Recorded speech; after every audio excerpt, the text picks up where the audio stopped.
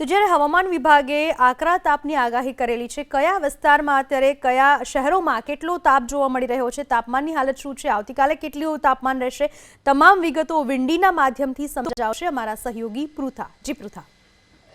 જી પૂનમ, તો હજુ પણ આગામી 2 દિવસ અને આગામી દિવસોમાં ગરમીનો પ્રકોપ વધશે અને ગરમીનો જે બીજો રાઉન્ડ છે તે શરૂ થયો છે. ખાનગી હવામાન એજન્સી વિંડીના માધ્યમથી આપણે જોઈએ તો જે આ આખું ચિત્ર છે તે સ્પષ્ટ થયું છે. અલગ અલગ વિસ્તારમાં બપોરનો 1 વાગ્યાનો જે સમય છે, 1 વાગ્યા સુધીના સમયમાં આપણે જોઈએ તો અલગ અલગ વિસ્તારમાં જે ગરમીનો પારો છે તે 35 ડિગ્રીથી વધુ છે. અમુક વિસ્તાર એવા છે કે જે 40 ડિગ્રીથી વધુ તાપમાન છે. ખાસ કરીને અમદાવાદમાં વાત કરીએ તો અમદાવાદમાં 42 ડિગ્રી તાપમાન જોવા મળી રહ્યું છે. વિરમગામમાં પણ 42 ડિગ્રી તાપમાન છે.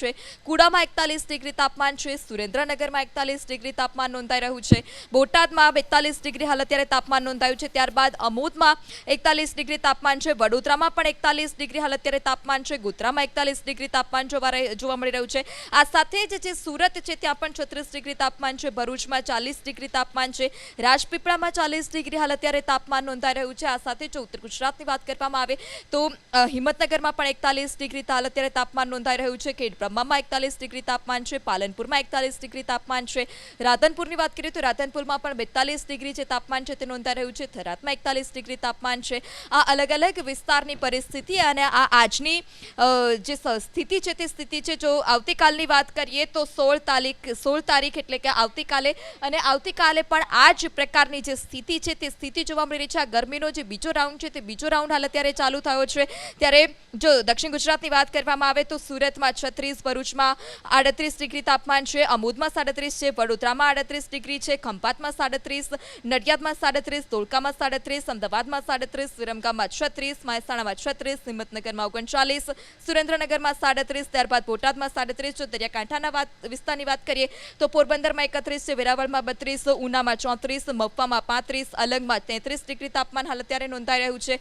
જ્યારે જો કચ્છની વાત કરવામાં આવે તો ગાંધીધામમાં 37, ભીલડીમાં 36, નલિયામાં 34, ત્યારબાદ માંડવીમાં 30 ડિગ્રી તાપમાન નોંધાઈ ચૂક્યું છે. જે પૂનમ, જી, તો આ 2 દિવસની સ્થિતિ અને હજુ પણ 2 દિવસની આ સ્થિતિમાં ગરમીનું તાપમાન કે આજની વાત કરીએ તો આજે 40 ડિગ્રીથી વધુ તાપમાન અનેક શહેરોમાં જોવા મળી રહ્યો છે. આવતીકાલે પણ આ જ પ્રકારની સ્થિતિ પણ જોવા મળશે. અને કચ્છમાં શું સ્થિતિ છે? કચ્છમાં હીટવેવની આગાહી કરવામાં આવી છે. ત્યાંના લોકોને કેટલી પરેશાની, જોઈએ અમારા સંવાદદાતાનો અહેવાલ. કચ્છમાં સતત ગરમીનો પ્રકોપ જે છે તે વધી રહ્યો છે. ખાસ વાત કરવામાં આવે ફરી એકવાર હવામાન વિભાગ દ્વારા ગરમીની આગાહી જે છે તે કચ્છમાં કરવામાં આવી છે. હાલ હું તમને દ્રશ્યો બતાવવાનો પ્રયાસ કરી રહ્યો છું.